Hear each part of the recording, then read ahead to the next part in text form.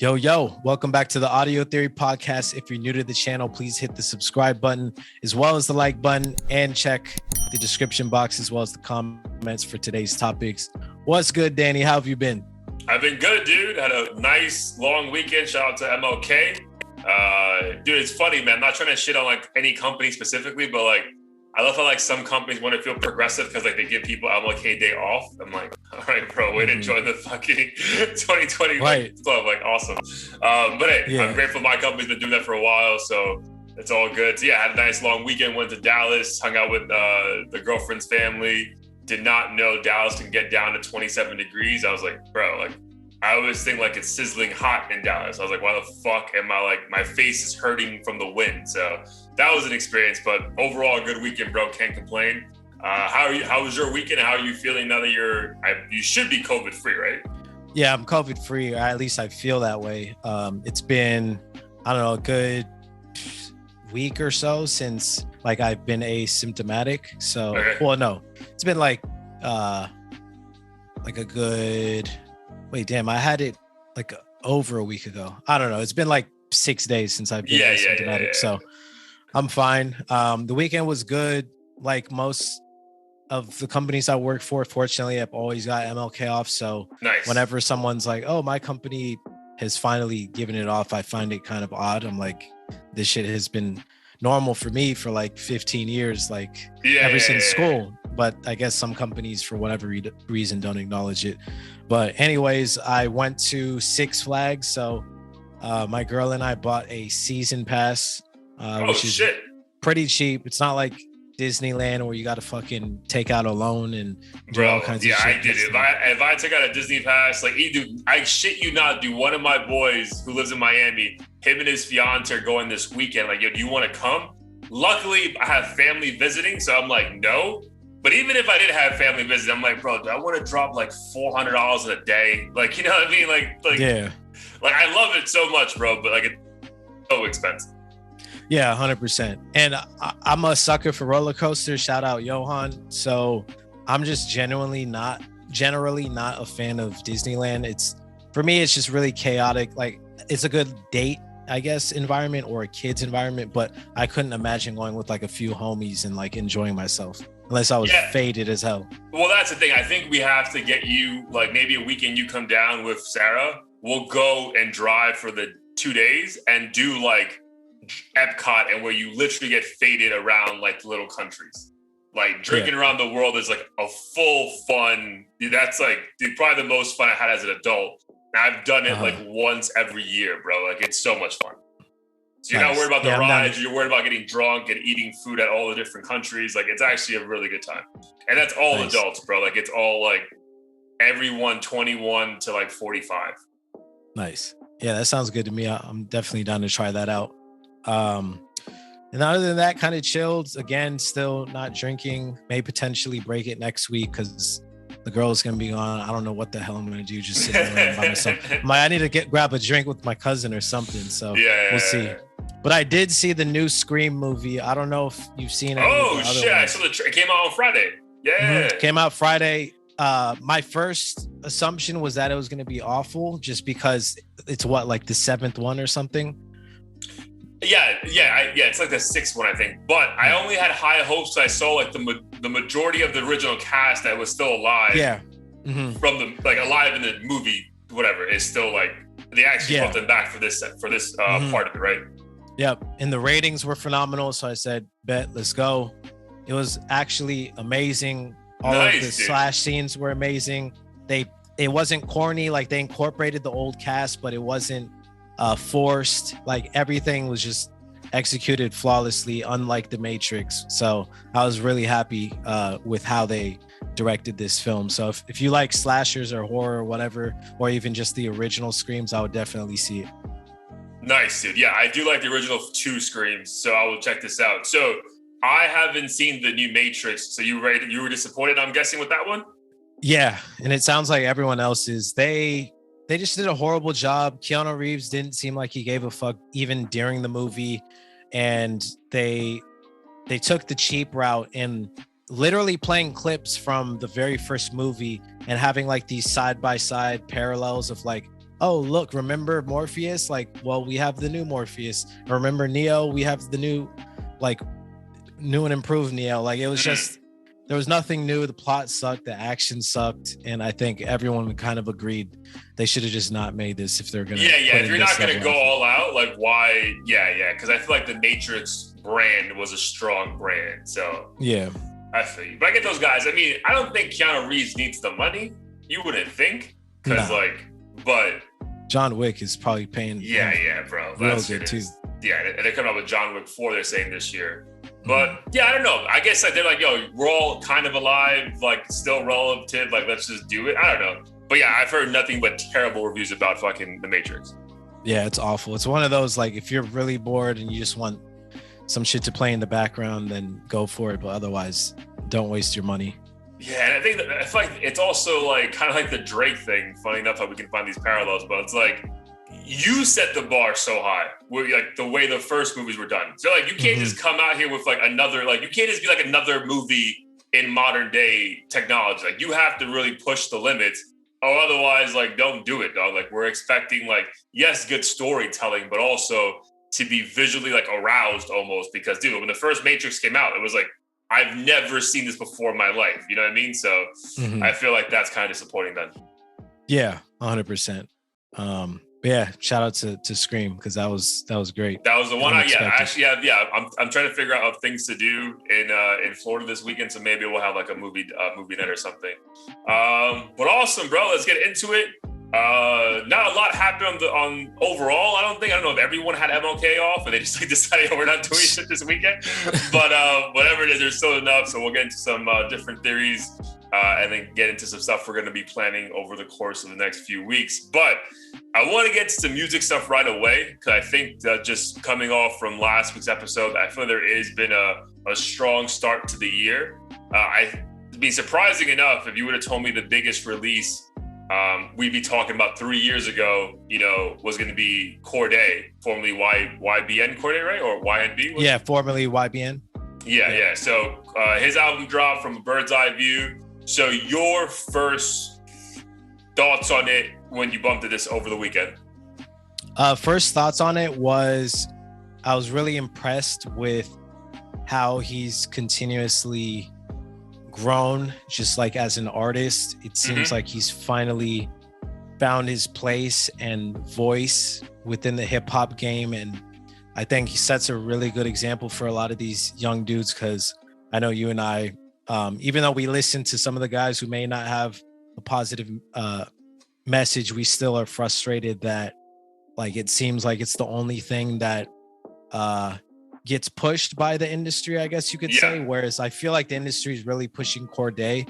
I think personally for me, I am still having trouble like really being impacted by the music. Kind of like how I think you described it with you and Joyner Lucas in a way, like he's a phenomenal lyricist and artist, but for you personally, for whatever reason, it doesn't click. I think part of it for me is I feel like there's an obvious inspiration to J. Cole's music, and maybe part of me is just like in the back of my mind subconsciously like comparing it to Cole. And obviously comparing anyone to Cole is like, yo, you better be like the best to do it essentially. Yeah. At least in this era. So I think that like unfortunately prevents me from being like, oh shit, like I haven't heard this before already kind of thing. But I know he's a phenomenal artist. I think he'll continue to do great. But I think for me, he's not an artist that I would say is like my top favorite to listen to. I think it's just a great body of work. Maybe it's the production, I don't know, but I thought it was great overall. Great content, right? Like maybe I don't think great content. Yeah. I'm leaning towards that way. So I heard the album on Monday, so yesterday when we're recording this, during a workout, during a run, during a drive. gave it 2 full listen throughs, but so I enjoyed to kind of like my points from like previous episodes. Like I enjoy that it seems like a cohesive body of work. Like I love the first song is a snippet of like some of his old freestyles, and then there's one interlude where it's like a young boy's voice that's being like tried, and he's like, you tried to try me before and I didn't have time. He's like, well, I got time today, motherfucker. Like that was like that was funny to me, and like it went flawlessly into the next song. I think the struggle I have with this is that one, previous to this, we had no expectations for Cordae, right? But I think he kind of himself made this feel like, yo, this is going to be the most game-changing body of work you've ever listened to in your life. It's going to redefine what hip-hop is, right? So I think me personally, that don't speak for you, but I think the average listener went into this with like super high expectations. Like, bro, super high. And I don't think a rapper of his, like, I don't want to say caliber, but of his tier should have an album that we're expecting the world to change after we listen to.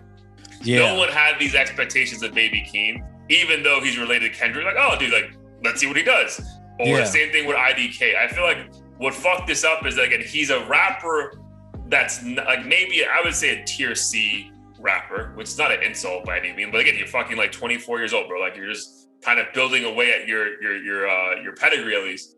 But I just feel like the weight of this album, dude. He had the feature with Lil Wayne. That Sinister song was so banger. Like you had to hop on a freestyle, right? Like there were so many things leading up to. He's dating the most famous tennis player in the world. Like all these things. And it was just like, right? And I think it's only because, like, I agree, the content of the album is phenomenal. Some songs are actually put together very well. Like, I love the song with him and Gunna, which I'm going to bring up in a second. But similar to J. Cole, not his last album, but just J. Cole in general, I can get blasted for this in the comment, which is fine. There's no bangers on this. Like, there's nothing that you're like, yo, repeat that shit again. I need to hear it. It's just like, yo, that's solid. I can enjoy this. But like, dude, that's how I feel with most J. Cole things prior to his last album, which I just fucking was obsessed with. But it's like, you cannot disregard what you're hearing as like, whatever, none of this are throwaway tracks. But they're also not tracks that I'm like, yo, throw that shit on again and again. And so like the repeat button is like, bro, chill. You know what I mean? Like, let's move on. Like so that's what I got out of this. Like, yeah, it's good, but I'm not in love with anything that I'm like, yo, I'm at a party or I'm adding it to my playlist. Like, it was just all right. Yeah, I agree with everything you said. That's the dilemma I have. And I kind of started feeling that way after Born Sinner for J. Cole. And I feel like this sense of guilt almost because it's like the message is so positive. So positive. The lyricism's on point. But as avid music listeners and like even me being an artist myself, I think there is a need for like a specific melody or production or something that just elevates the message and the delivery of it that makes it important to not just, have like a strong message or whatever. And then again, it's unfortunate that within the industry, like the way you package these certain things affects like the listening process. And I know we talked about, like, for instance, Thirst Trap and like my approach to it. And it's so interesting trying to find like a way to confidently be like, yo, you guys better check this shit out. But at the same time, like, not package it and have like commercials and all kinds of crazy events, like, because then your fans are like, yo, for this, like, you got me hyped for this. Like, and I think Roddy Ricch recently dealt with this shit too, where he was gone for so long, and then everyone's expecting like a classic. And if he had released it like any other time, maybe like even as a mixtape or something, I'm sure the feedback wouldn't be nearly as negative. But it's like, hey, you gave us this expectation and then you fell short, or at least shorter than what you made it seem to be, and now we're pissed, and that might influence how people talk about him for the next year or whatever. So I don't know what the general sentiment around this album is outside of you and me, but I did expect more. Yeah. Because even, dude, again, not to like read into things, but again, that's what we do here. It like the title of the album, From a Bird's Eye View. I mean, a bird's eye view is above everything else. At some point, you're kind of letting us think that, yo, this is going to be above everything else you've heard. Like, this is a new, like, and I think his record label is called High Level. Like, just everything he, like, again, puts out, like, as far as like marketing, just makes you feel like, yo, bro, this is a different kind of hip hop. Which, again, it just sucks, bro. Because when I was thinking about these topics, like, for this one, is like hip hop the only genre where, like, that's like what we hold against certain artists. It's like, well, you didn't have enough bangers, right? But like, does anyone go to Adele as like, well, you didn't have any songs about like divorce, so I don't want to listen. It's like, dude, like, it's good. You know, it's like, what do you like?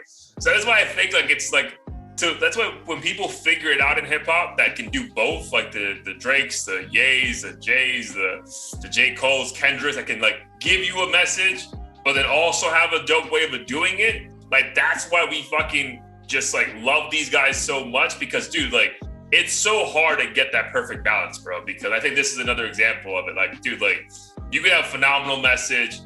We don't think your flow is corny, but just something isn't like enticing me to just fucking play this nonstop, you know? Yeah. I think with hip hop, maybe it's that we're like really reliant on quotables and specific bars that connect us with other people, like in the club or just out and about. Like with Jack Harlow, What's Poppin'? Yeah. Like, he dominated that phrase. And even if like some people might think the song's played out or like corny or whatever you want to say, I feel like naturally you just end up infiltrating conversations, even if you weren't meant to. Like, you just happen to come up. And I feel like if an artist doesn't have at least like a couple catchy songs or phrases or viral moments, then it's hard for them to stick and really entice people to pay attention, become like cult like fans, and pay attention, like, be on that journey or whatever. Yeah, and again, and it's also, dude, I feel like his last album was literally Grammy nominated. So he already had our attention with that, right? Like, he just, oh, this guy's, you know, he's coming at us at a whole different angle. I don't think that one had any bangers, but that had the luxury of being his first project. So it caught us off guard, right? Like, we remember the Pippin freestyles and shit like that about Cordae from back in the day. We're like, damn, bro, you just put together a whole 13, 14 song body of work like this, and you're how old? So he caught our attention. Then he gave us like the 4, I think it was called Colors, like the 4-song EP that had Q-Tip and Young Thug. We're like, yo, holy shit, everyone is co-signing you. So I just think, I think he's a victim of his own like hype, which again isn't bad, because I still think this is gonna do well and it's gonna be well, probably critically acclaimed. But just again, for the average listener, I don't think he won. There's not more Cordae fans today after listening to that. You were a Cordae fan going into it and you're still a Cordae fan. But as far as like the idea of like this being the album to bring more people in, I just don't think this is going to be that. Yeah, same. And hopefully he proves us wrong. Or oh yeah, dude, because I'm a big Cordae fan, like, bro, like, we've been hyping this shit up with him. You know what I mean? Right. Like, I was so excited for this. Yeah, and especially after I heard Sinister, I was like, oh shit, like, damn, he's with one of the GOATs. He stood his own. But I'm curious if it's going to be something similar to like a Russ or Joyner situation where he has this strong fan base who appreciates his lyricism, but maybe he's not, catapulted to like A-list stardom, mainstream, or what. But either way, like, shit, I would be happy. Like, he's still in a great lane.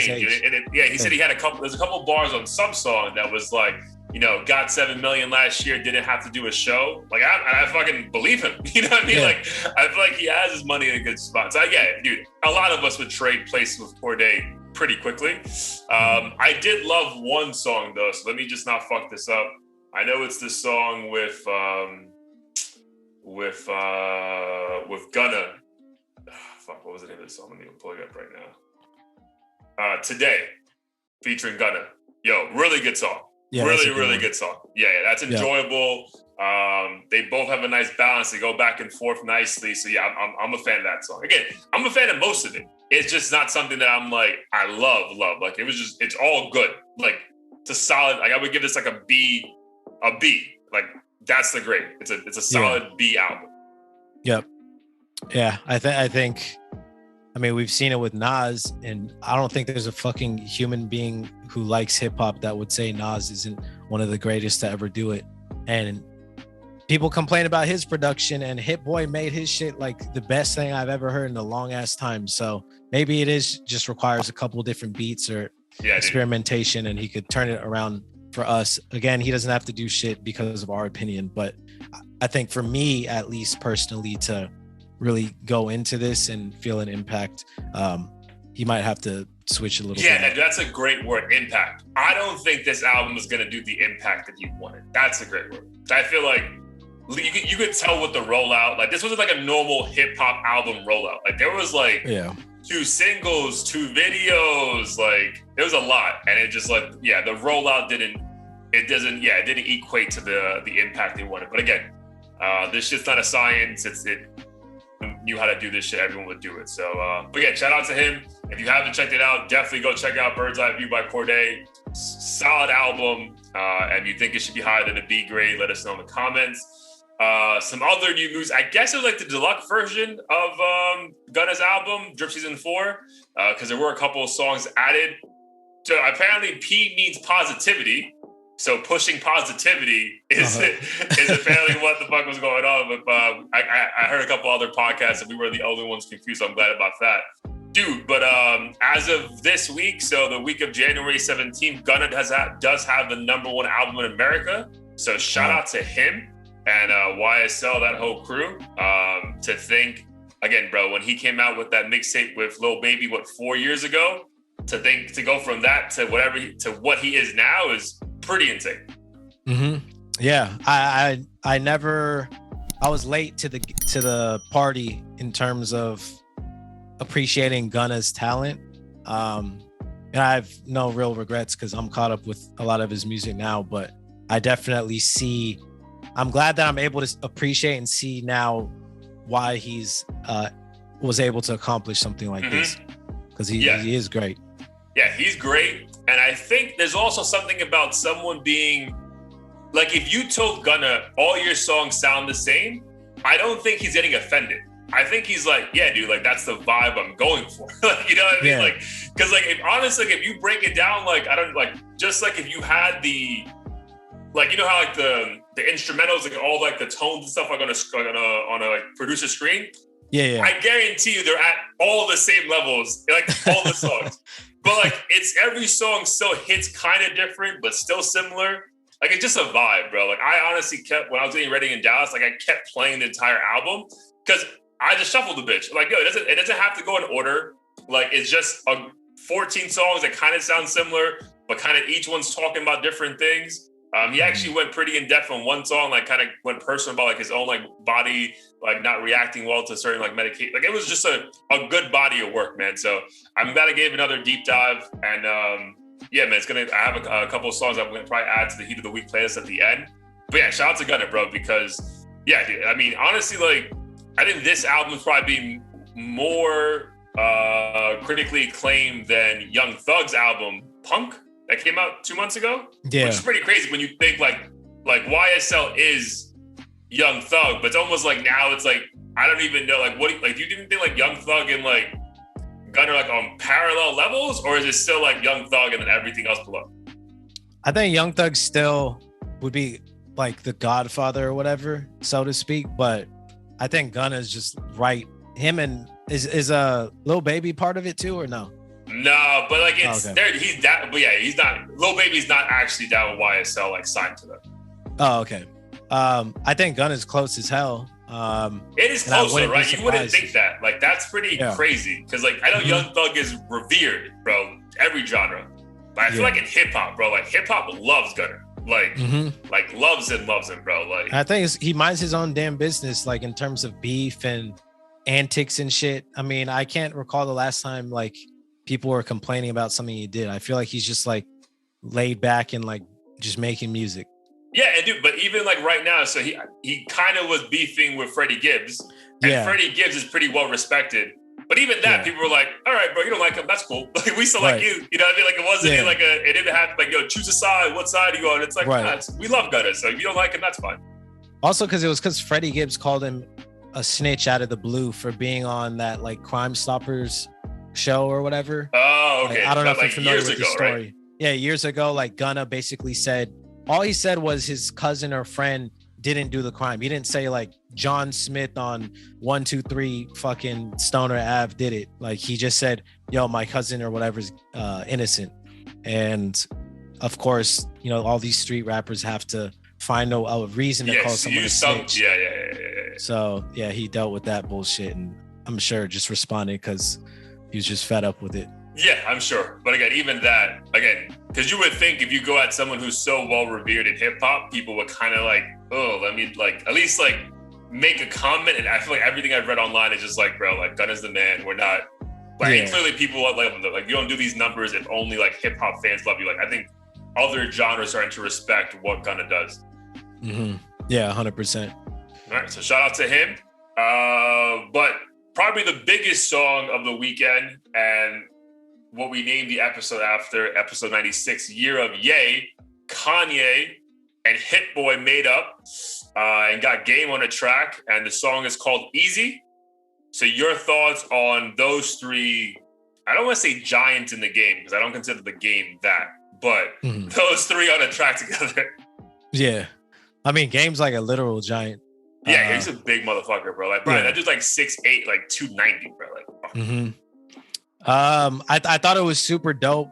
Game used to be one of, like, he used to actually be my favorite rapper ever. You told me that, bro. Like, yeah. And then, of course, he just kind of disappeared. I don't know what he does, but he's clearly has enough money to just chill and pop out and do features. Good for him, yeah, good for him. I thought it was dope to see them all connect. The song itself didn't do a ton for me, but I still think it was nice to see Ye come on a track pretty aggressive.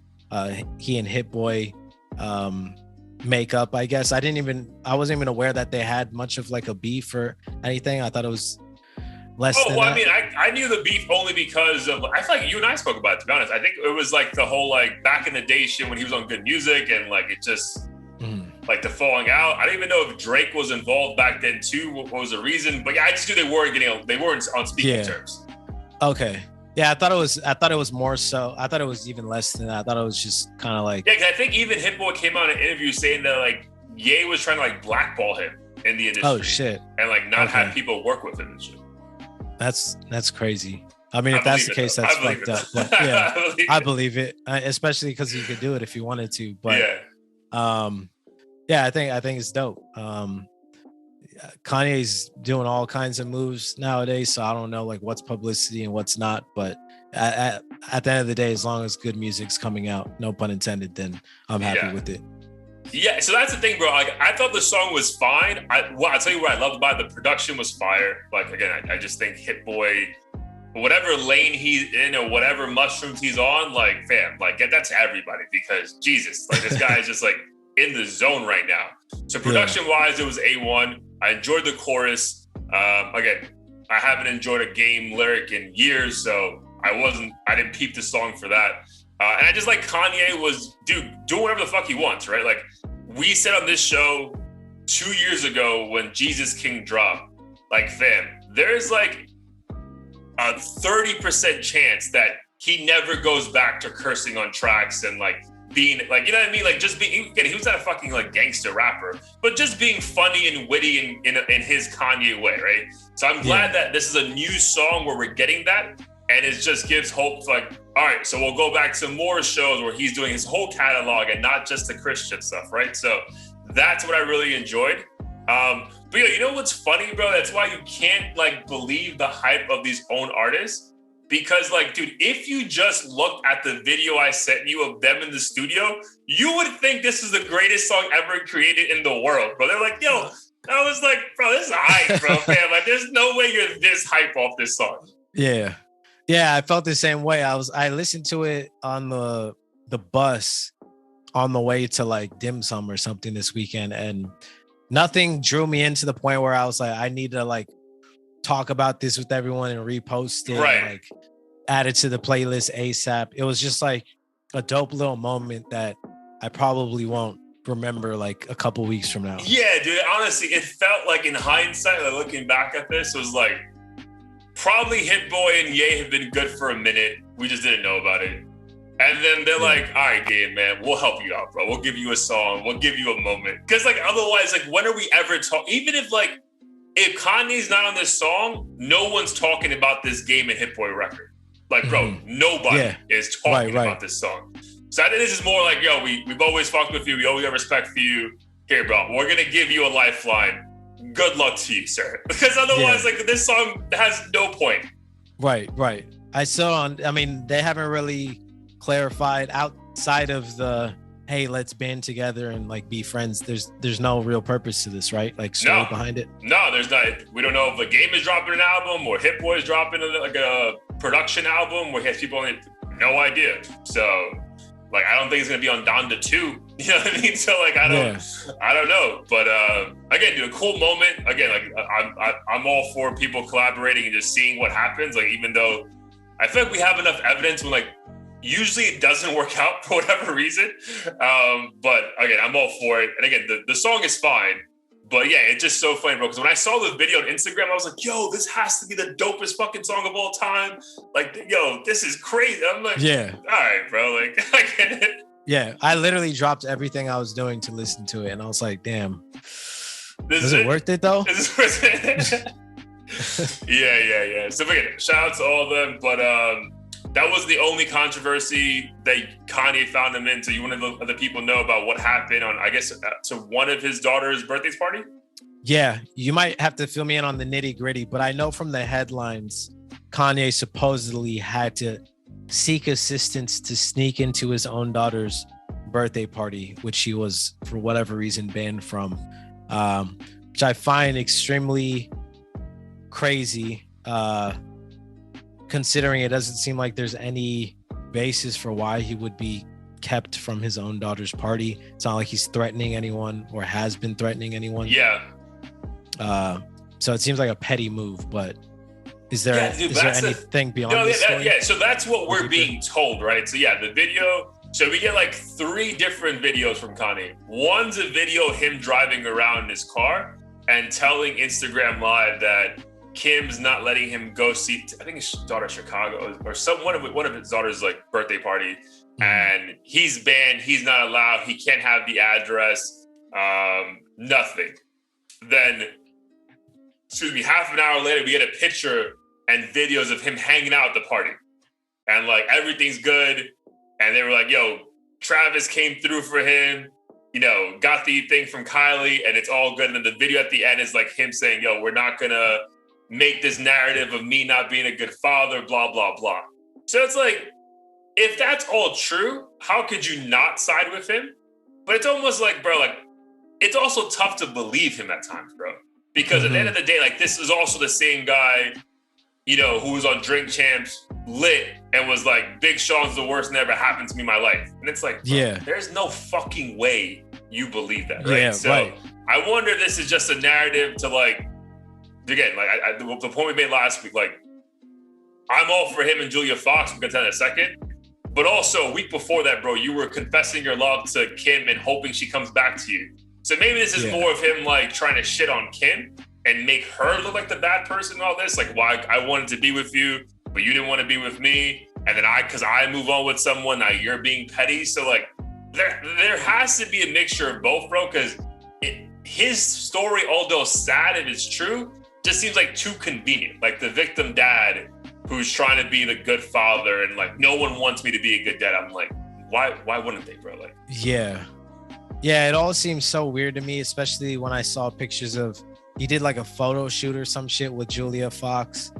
Bro, she looked bad. Yo, bro, fam, she looked bad, bro. But it also looked curated like a motherfucker. And I was just like, I don't know who's right or wrong, but anything involving Kanye and the Kardashians, I literally like just don't believe until I don't know, until fucking either they both come out and say, issue statements, or I'm given enough time to where like the objective facts come out. Like, I don't even know if he's dating Julia Fox. For all I know, this bitch is his intern or something. Like, I'm just waiting to fucking figure out what the truth is.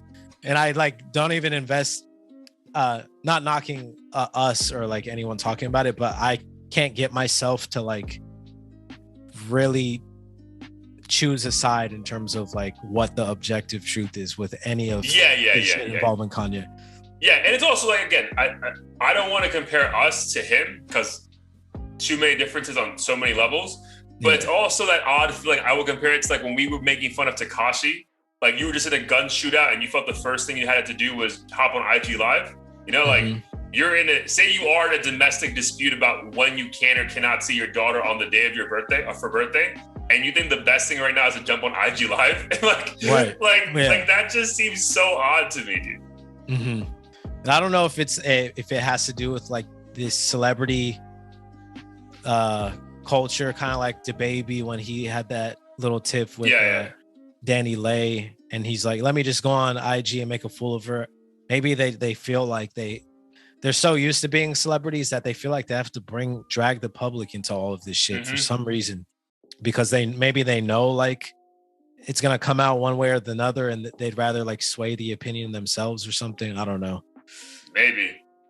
Yeah, maybe. But that Julia Fox photo shoot you're referring to, definitely curated for sure. Like, it was in a magazine, so for sure curated.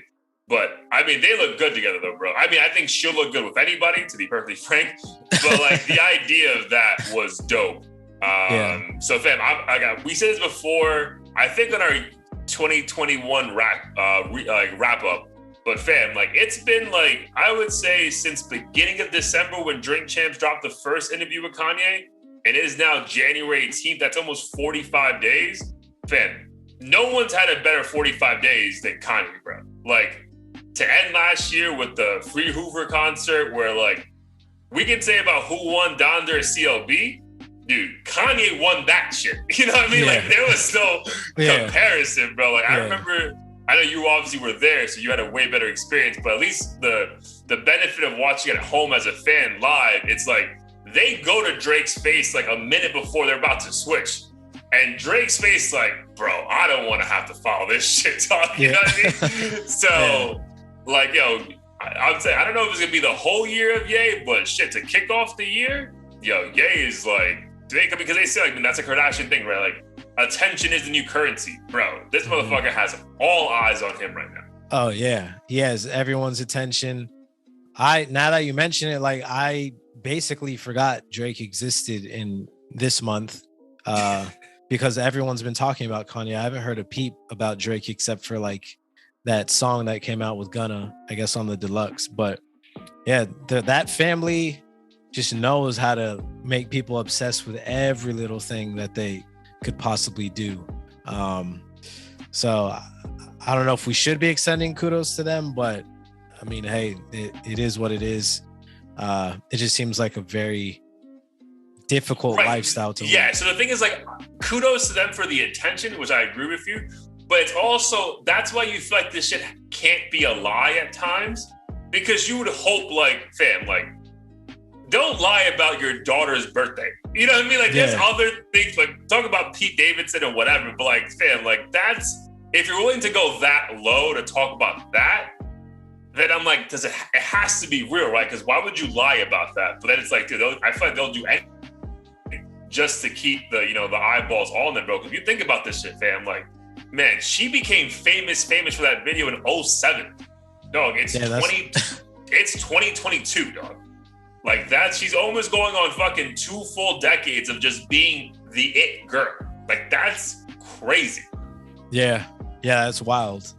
And you almost have to ask yourself, like, for what? Like, we know for what, but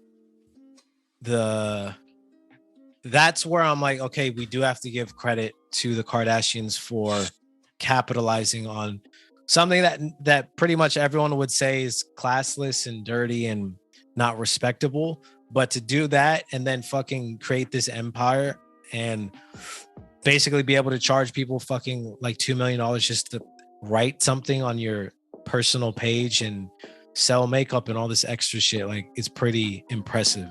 Yeah, dude, for sure, bro. Like, I think 2 out of her daughters, or Kris Jenner's daughters, are confirmed billionaires. The others are probably on their way. Like, it's like, dude, like, fam, like, wild. Yeah. Like, wild. It's just wild, bro. Like, it's just insane. So, yeah, shout out to them. But, again, shout out to Kanye, bro. Because I feel like there was a time there when we were really like, is he just gone? And again, he might be gone mentally. But it just felt like we're never going to get Kanye back in, like, a... like what's the right word, like substantial way, like you know what I mean, like he just felt like, yo, like sometimes, again, I'm a Christian man, so like maybe I can relate more than the average person, but even that stuff, when he speaks to you about Christianity, it's like, bro, like I don't really think you know what you're talking about, so like relax. At least with like hip-hop and music and fashion, it's like, all right, bro, like we get this part of you, so let's talk about it. So yeah, it's just cool to see him, like, again, on top again. Maybe he never left. He'll debate, but it's just cool to see him again. Just killing it. Yeah, damn. I was just thinking about this, but I can't imagine the level of stress and pressure their kids would have. Because I know a lot of people are thinking, you know, they're the luckiest kids on the planet. They never have to work a day in their life, blah, blah, blah. But imagine growing up and having to compete with the accomplishments of your parents and find something you're passionate about and basically never amounting up to like what your own parents accomplished. Like the odds of them ever creating like something as dope as Kanye or leaving a legacy as dope as Kanye or even Kim, the odds are very low. So I can imagine how that might actually lead to depression at some point. Yeah, dude, because you're born and you know, I mean, dude, you're born and then your kids are gonna be fine. You know what I mean? Like just from the back. So yeah, that has to fuck with your head, dude. Because again, most of celebrities that die from suicide, unfortunately, they have everything you would want, right? But still, like that, we've said this a million times. Like that's not enough, right? It's not enough. So yeah, it's interesting, but yeah, we'll see how it plays out, bro. Because if you don't think there's gonna be a Kardashian kids reality show in like 10 years, you're bugging. So, dude, but it is wild though. Dude, I was talking to my girl, like, bro, those kids, like, I don't know, they're test tube babies, but dude, all those kids are like the cutest fucking kids in the world. Like, fam, that half black, half Armenian mix that they keep trying in these fucking test tubes. Like, Jesus Christ, bro. Because I've never seen one ugly kid come out the family, bro. Like, it's fucking insane. No, their kids are all cute. And I think it's kind of the luck of halfy babies for some reason. They can either be really ugly or really cute. There's like never and in between. You're not the average. You're not the average Malaysian. You're like either like the cutest thing in the world or like, fam, they fucked up. Yeah. Oh man. But yeah, shout out to Ye doing big things. All right, bro. How about you? How's been the feedback that you've been getting this far on like I know you dropped a TikTok video recently, just like the Blair Anthony movement? How's it going? It's been going good. On TikTok, every now and then a fucking random hater will slide through in the comments. But it is what it is. I still get love, which is good. It's nice that the algorithm, unlike Instagram's super oversaturated now. So basically only the people that directly follow you are ever going to engage. And even half the time they don't engage. Whereas TikTok, since there's so much bite-sized content and you're really there, you're not there to get updates on your friends and shit. You're there to get content that entertains you for 10 to 15 seconds. So that's been where I'm redirecting my focus for music, because that's where most like up and comers get a fan base. Is that what you're seeing? Nice. Yeah. There's a ton of people who have basically like no followers on Instagram, maybe not even like a big YouTube following, but they have a big TikTok following and they have like 10,000 Spotify listeners and only like one song of theirs out. Like they just find their niche. They keep releasing that content and then they release their own songs. So for instance, maybe like what I'm doing, they might do a bunch of covers of like popular songs, but then every now and then they're like, oh, check out my actual music, and build a fan base through that. So that's cool. I got a song coming out February 3rd, called Nice, Cupid's so Curse. I think we talked about it last week, but I created like these little cartoon mashups with that song playing in the background. So I'm hoping it resonates with TikTok folks because they like that like cutesy fucking creative shit. So we'll see how that works. We gotta just crack the code on like how we could incorporate the pod on that platform, right? I don't know if it's us like doing like famous interviews, but like we're like, you know, acting it out. Like I don't know. So I got a couple of friends who are like heavy into that shit. So I'll ask them and just see what their opinion would be for a podcast and translate on that. For sure. And I'll see if other pods like are on there and doing shit that resonates. I know we've tried a couple things that didn't work, but based on what I've seen, like that gets people to rewatch it is like, like those creative like reenactments. That's what I'm saying. Like if we were doing a reenactment of like a fucking bomb ass video, like a bomb ass interview, and it's the same logic of yours, like, oh, and also we do our own interview, so go check this out, kind of a thing. Yeah, something like that. So I think TikTok is definitely the wave. Everything I've been reading is like, again, that's just gonna be bigger than Instagram by next year or 2 years from now. So and to your point, but we feel that hard on the pods posting, right? Like, because it's like, it only goes out to a certain amount of people, no matter how many hashtags or fucking people you tag in it. Like, really, no one else is engaging, you know. So we'll definitely figure out the code for that. All right, broski. Before we get out of here, Heat of the Week, episode 96. What was a song that you want to add to the playlist that was like a must go to for our fans? A must go to. Since we last chatted, I didn't hear a ton of new stuff. There wasn't really anything either on like the Spotify new Music Friday playlist. But one song that I've been playing recently that I do really like is called, let me pull up the name. Oh, it's actually in my like wedding cocktail playlist, I think. Oh, nice. Are you DJing that, by the way? Or is it going to be a DJ there? No, we have a DJ, but we're giving him like our requests. Got it. But the song name is called MCM by NSG. I don't know why there's so many fucking acronyms, or what they mean. I'm assuming MCM's Man Crush Monday. I don't know. But the song is dope. It's by I think they're based out of the UK. And similar to a lot of the music I've been listening to, it's that like Caribbean influenced UK music, which I feel like was going to make a good vibe for some of the music at the wedding. And that song just has a really nice bop to it and is something that you could rock out to basically in any environment. But I'm happy that I'm finding more of this type of music because it's more laid back. I always enter these moods where I get a little sick of like listening to trap and shit all the time. I'm like, I just need something that doesn't involve fucking shooting somebody in the face for like a couple minutes. Bro. So 100%. Yeah.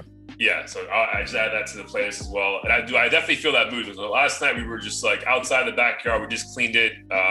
Fucking grass is spotless and everything's clean. So we're vibing outside. And like I just found like a random like house mix. Cause I was like, bro, like I can't hear about like I just heard the Gunna thing all weekend. Like I'm not trying to hear anything rap remotely. You know what I mean? So I get it, bro. Sometimes you need to like, get out that mood because like it helps you like appreciate when good music does come out. Like in hip hop, at least I feel like if you're just like all you're taking and just it is just that, like you could like miss quality hip hop songs because you're just like over it. You know what I mean? So yeah, I definitely respect those breaks from it. Cause dude, sometimes it can be overwhelming as fuck. Oh hell yeah, house is a good choice to. Like, oh yeah, dude! I'll send you a couple of songs that popped up. I was like, "Yo, this is a fucking vibe." I was like, only like 25 minutes into like a 2-hour set. I was like, "Bro, this is it." You know what I mean? Like, dude, for me though, it's gonna be off the Gunna album, not Pushing P, which it could have easily been that, dude. But I really enjoyed the Kodak Black song, "How You Did That." vibe, man. Really entertaining. Love that you know one. what I mean? Like I can see myself or us at a club just vibing the fuck out, bro. Like, so really, again, there's a bunch of songs you can add to this. I really enjoyed the You and Me, that take on John B's classic song with Gunna and Chloe. So yeah, again, there's so many dope songs in this, bro. But at least for me, how you did that was a standout. Because again, it was just Kodak Black out too. So it was just cool to hear them go back and forth. Yeah.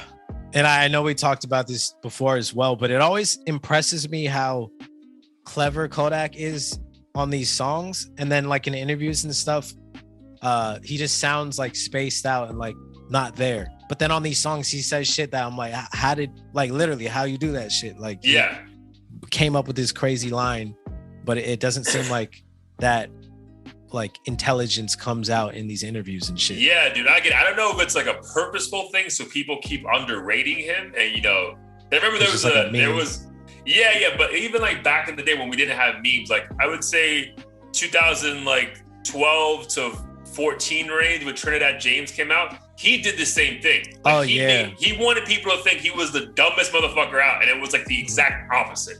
You know what I mean? So I wonder if it's a little bit of that with Kodak. Like he's like, bro, I'm dumb as fuck. I'm from Florida. Yeah, whatever. But like, all these songs, you're like, bro, how did you fucking like? How did your brain even think about that rhyme? You know what I mean? And we've been saying that for like 4 years, bro. And he's only like 25 now. So yeah, it's crazy. Yeah. Yeah. And I actually saw, Trinidad James on some random ass sneaker show or something talking business. And I was like, holy shit. Like, bro, he definitely made that song just to make some money and get the fuck out of there. 100%, bro. Like all those songs back in the day were like the simplest lyrics, but banger production. Yeah, dude. Like, but he wanted people to think he was a dumbass.